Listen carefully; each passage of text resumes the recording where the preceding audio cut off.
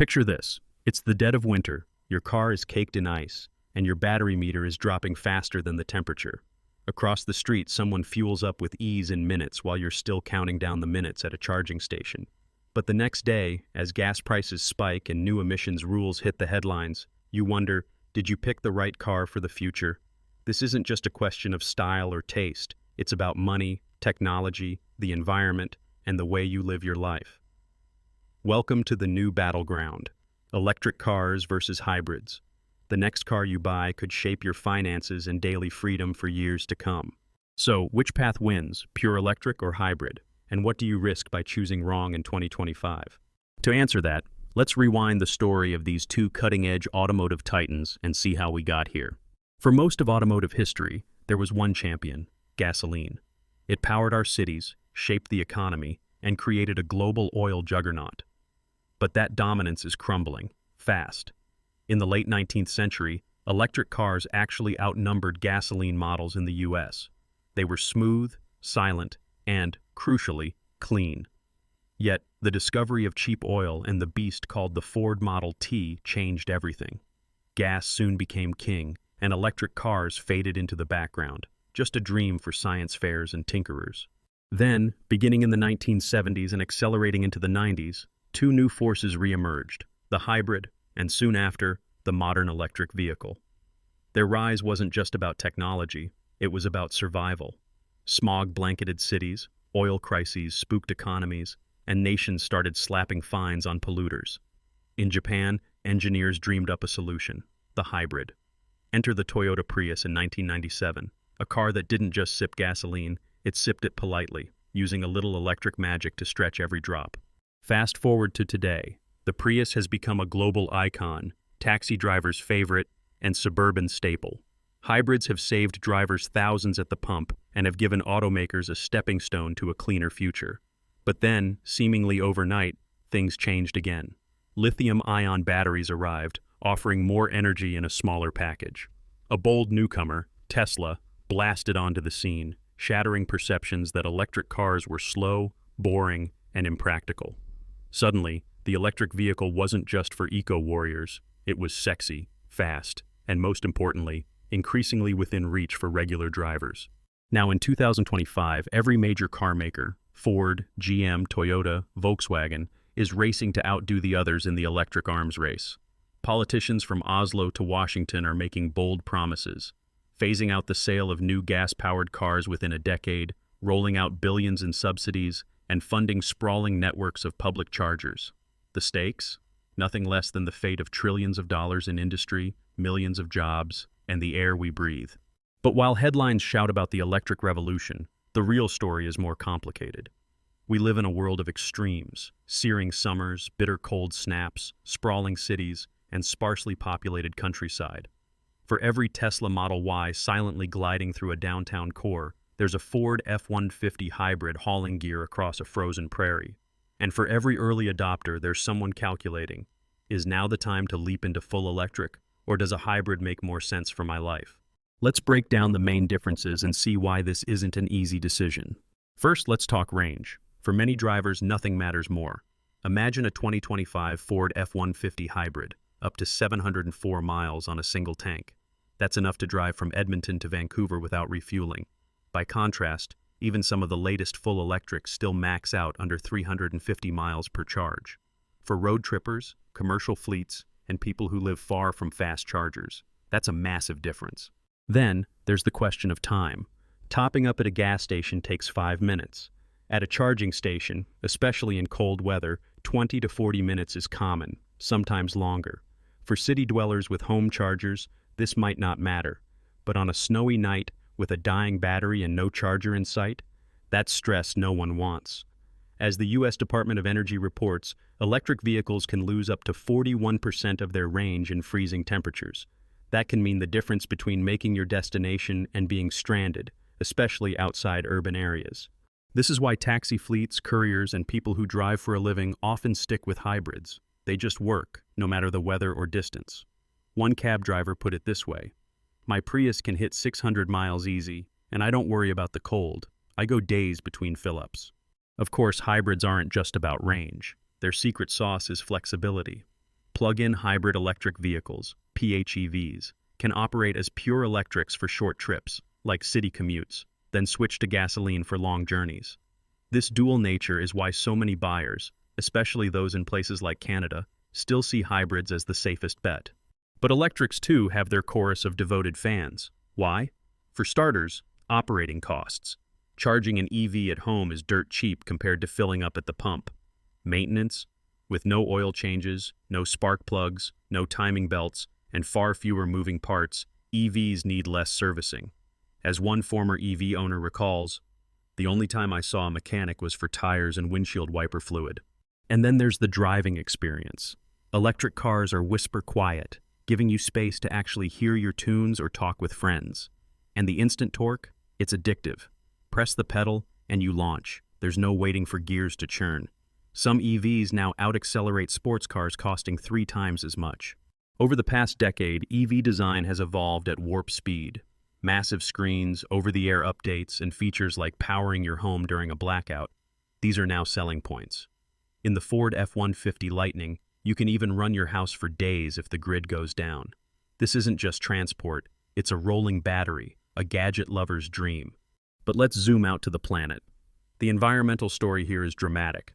Hybrids cut emissions versus traditional cars, but they still burn fuel.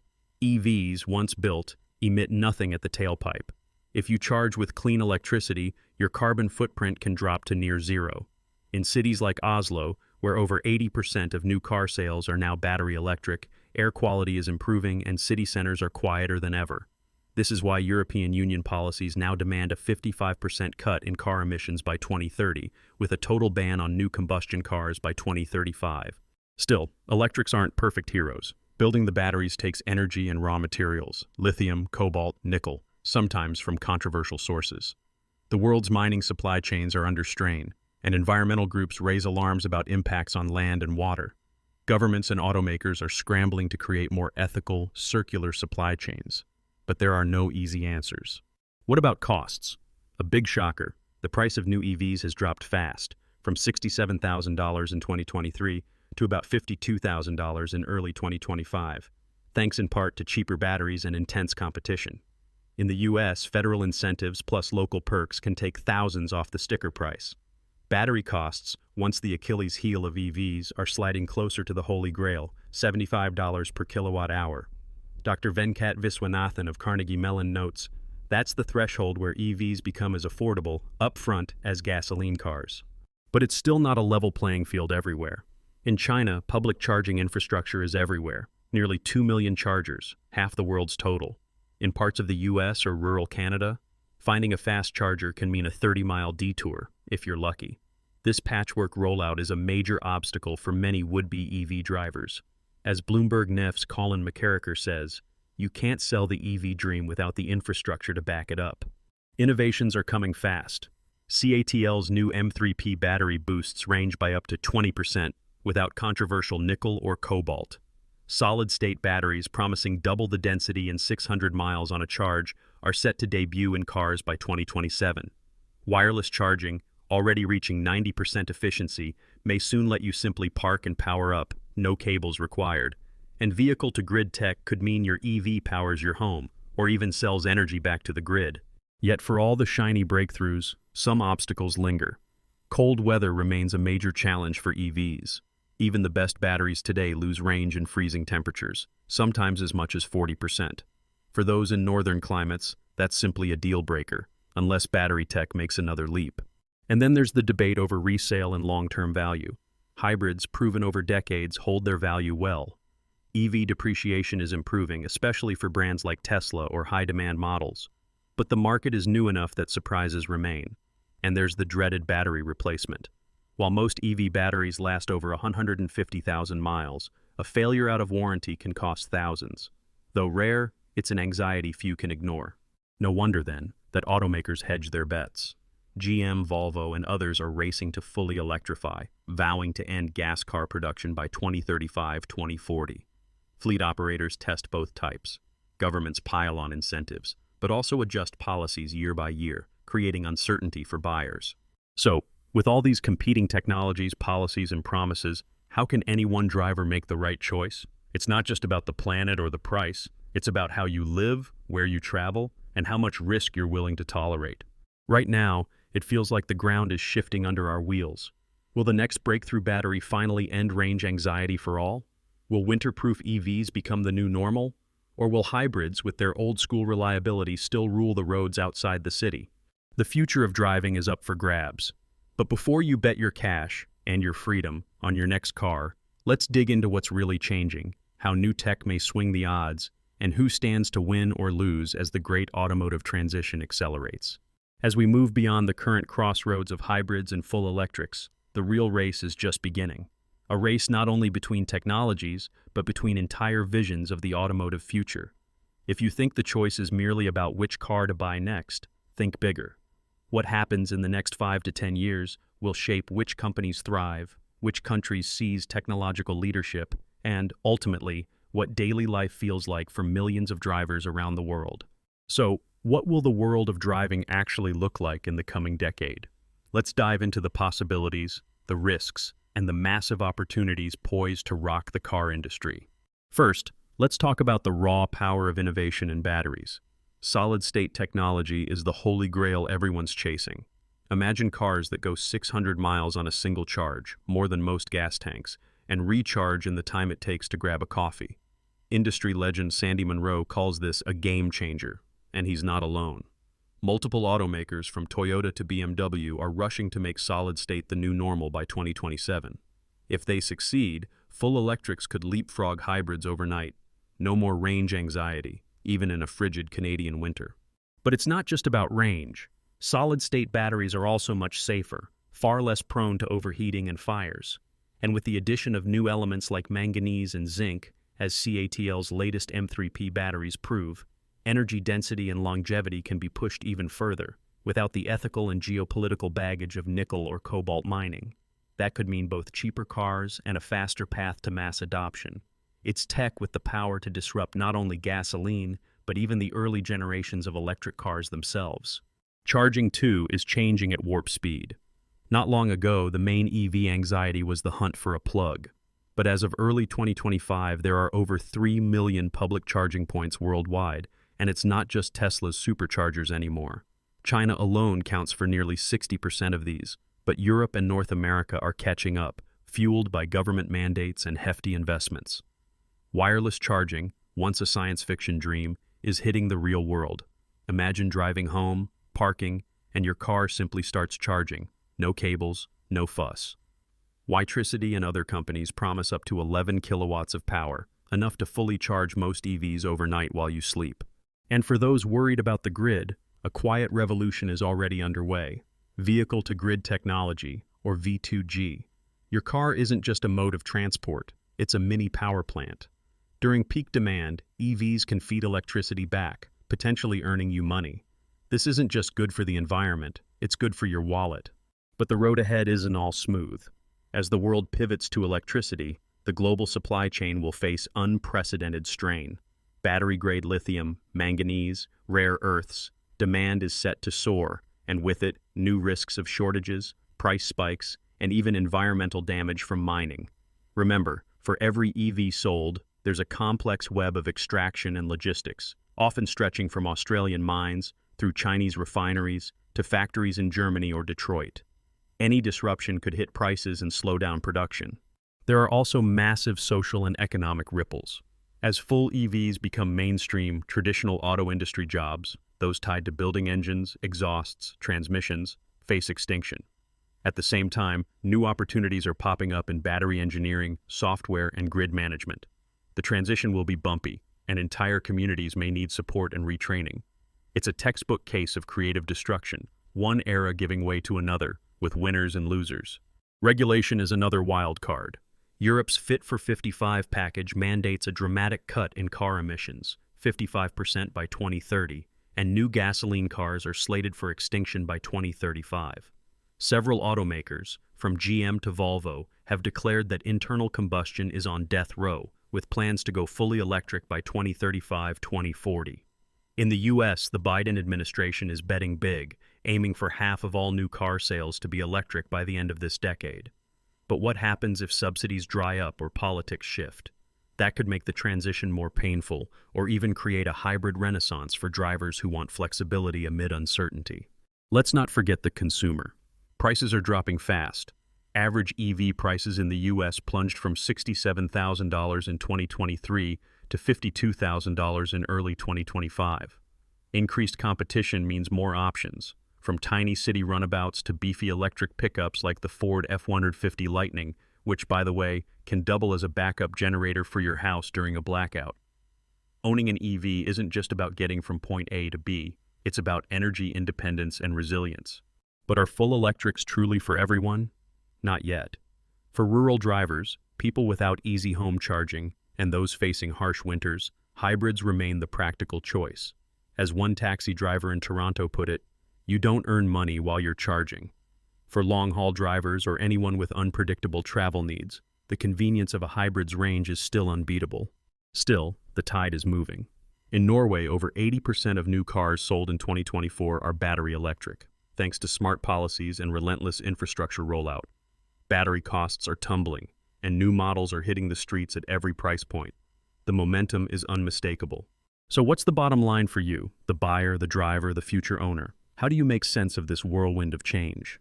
First, consider your own life, your commute, your climate, your access to charging. If you live in an apartment and long winters are the norm, a hybrid or a plug-in hybrid may still be your best bet. You get the benefits of electric driving for short trips, quiet, instant torque, a smaller carbon footprint, while knowing that a gas engine can take over any time. It's the security blanket in an uncertain world. But if you have a driveway, garage, or reliable workplace charging, and most of your trips are local, full electric is becoming harder to beat. Costs will keep dropping, maintenance is minimal, and the driving experience is a revelation. Smooth, silent, with incredible acceleration. And if you're worried about the environment, nothing comes close to a zero-emission commute, especially as power grids themselves shift to renewables. Keep an eye on incentives, too. Tax credits, rebates, and even insurance discounts are available in many places, and they can significantly sweeten the deal, especially as more states and provinces race to hit their clean energy targets. Lease deals are also improving, giving more people affordable entry points into the world of electrics. Don't overlook the tech factor.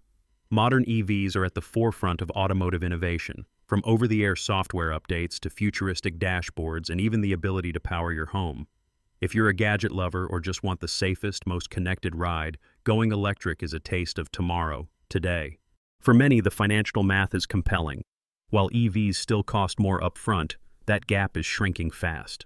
And with gas prices unpredictable, home charging often means spending just a fraction compared to filling up at the pump.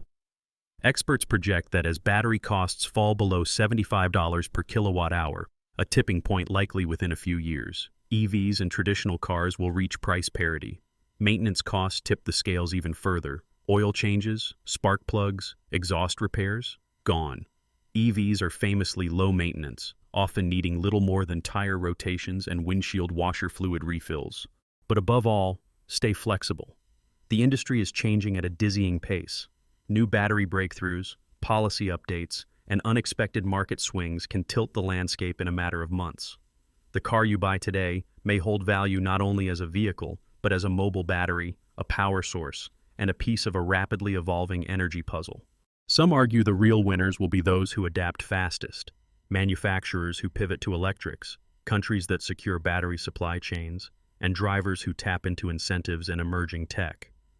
The losers? Companies stuck in the past, and communities that don't prepare for the coming shift. It's a Darwinian moment for the car business. But it's also an enormous opportunity for those ready to ride the next wave. So, to answer the burning question, will hybrids or full electrics dominate?